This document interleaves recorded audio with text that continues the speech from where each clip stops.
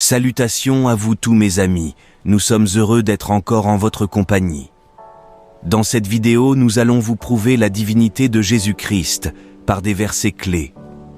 Sur cette chaîne, nous avons partagé beaucoup de vidéos, comme la vraie image de Jésus, Big Bang face à créationnisme, origine du mal, pour ne citer que cela. Vous qui nous visitez pour la première fois, nous vous disons bienvenue, supportez-nous et abonnez à notre chaîne et partagez les vidéos, et vous nos chers abonnés, continuez à nous supporter. Plusieurs personnes n'acceptent pas Jésus comme étant Dieu, alors ce que la Bible le prouve clairement. À la base, nous allons considérer 3 grands types de preuves bibliques attestent le caractère intrinsèquement divin de Jésus, semblable en nature et en substance à son Père. 1. Dans le Nouveau Testament, Jésus est expressément appelé Dieu. 2. Jésus s'applique à lui-même des affirmations et des titres divins. 3.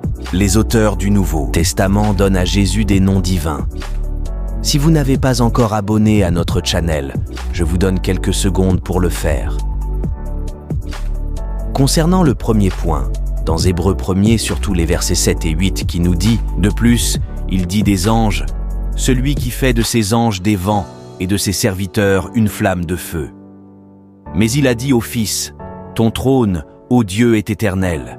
Le sceptre de ton règne est un sceptre d'équité. » Nous voyons l'auteur affirme que si Dieu a fait de ses anges des esprits, de ses serviteurs un feu flamboyant, pour le Fils il dit « Ton trône, ô Dieu, est établi pour toujours ». Le verset 8 est l'un des 7 cas d'application directe à Jésus. Dans le Nouveau Testament, du mot grec signifiant Dieu théos, les 6 autres étant Jean 1, versets 1 et 18, « Au commencement était la parole, et la parole était avec Dieu. Personne n'a jamais vu Dieu, le Fils unique qui est dans le sein du Père est celui qui l'a fait connaître. » Jean 20, verset 28, Thomas lui répondit, « Mon Seigneur et mon Dieu. » Romains 9, verset 5, les promesses et les patriarches et de qui est issu, selon la chair, le Christ, qui est au-dessus de toutes choses, Dieu, béni éternellement. Amen. Tite 2, verset 13e, attendant la bienheureuse espérance et la manifestation de la gloire du grand Dieu et de notre Sauveur Jésus-Christ. Et 2 Pierre 1, verset 1. Simon Pierre, serviteur et apôtre de Jésus-Christ, à ceux qui ont reçu en partage une foi du même prix que la nôtre, par la justice de notre Dieu et du Sauveur Jésus-Christ. Soyons bien clairs sur ce que les auteurs du Nouveau Testament, en particulier celui d'Hébreux, disent dans ces versets. Ils font référence à Jésus-Christ comme Dieu. Et dans Hébreux, l'auteur interprète l'Ancien Testament en appliquant à Jésus-Christ un psaume 45, verset 6, « 7. Tes flèches sont aiguës, des peuples tomberont sur toi, elles perceront le cœur des ennemis du roi. Ton trône, ô Dieu, est toujours, le sceptre de ton règne est un sceptre d'équité. » Pour le premier point, surtout dans Hébreux 1, les versets 7 et 8, nous voyons que l'auteur fait référence à Jésus comme Dieu. Pour le deuxième point, Jésus s'applique à lui-même des affirmations et des titres divins. On en trouve l'exemple le plus évident dans Jean 8, verset 58.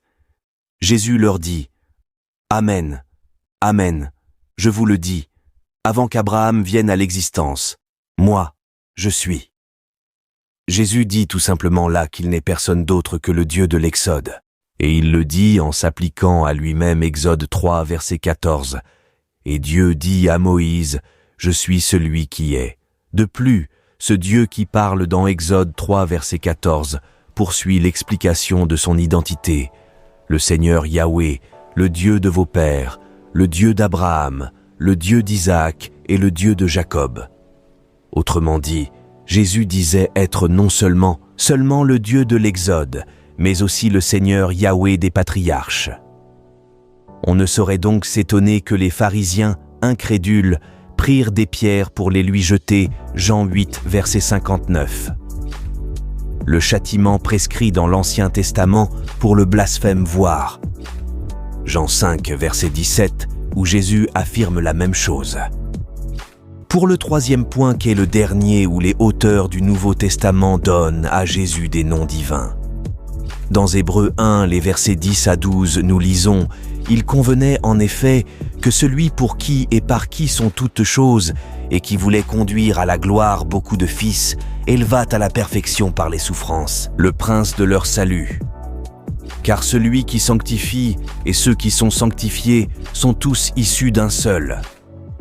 C'est pourquoi il n'a pas honte de les appeler frères, lorsqu'il dit « J'annoncerai ton nom à mes frères, je te célébrerai au milieu de l'assemblée ». L'inspiration donne à Jésus le titre vétérotestamentaire suprême de Dieu, Yahweh. L'auteur d'Hébreux le fait en appliquant à Jésus le psaume 102, versets 26 à 28.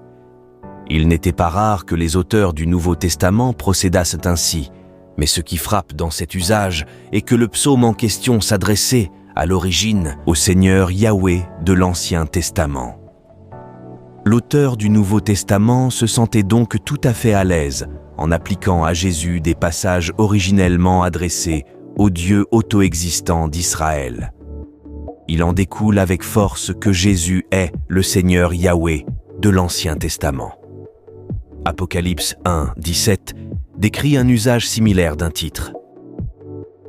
Avant que la Trinité fût en mesure de faire en sorte que l'efficience de la vie et de la mort salvatrice du Christ agit sur le salut des pécheurs, il y avait un urgent besoin de révéler aux humains, aliénés par le péché, qui était véritablement Dieu. Or, le seul être capable de ce genre de révélation de la nature divine ne pouvait être que Dieu lui-même. Telle fut donc la mission première de Jésus, divin Fils de Dieu. Si l'on en vient au dispositif du salut, et en particulier à la mort expiatoire du Christ, seul l'égal du Père en sa divine nature pouvait offrir un sacrifice qui satisfit pleinement la divine justice de Dieu. Et seul un Christ pleinement divin pouvait être par le Saint-Esprit, assez puissant pour recréer des êtres humains ravagés par le péché et pour les recréer pareils à la personnalité du divin.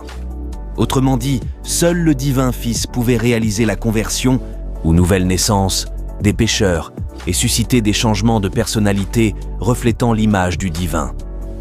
En résumé, seul le Fils, amour incarné, pouvait manifester et rendre effectif un amour à ce point transformateur. Si vous voulez nous aider dans notre ministère, abonnez à notre channel et partagez nos vidéos. Que Dieu vous bénisse tous. Au revoir et à bientôt.